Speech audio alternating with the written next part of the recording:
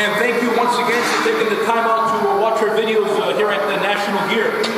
This was one of our critical rush repairs we did for one of our cement mills. This is a Hansen transmission. This Hansen transmission, the bearing floats and preloads was not acceptable to our client.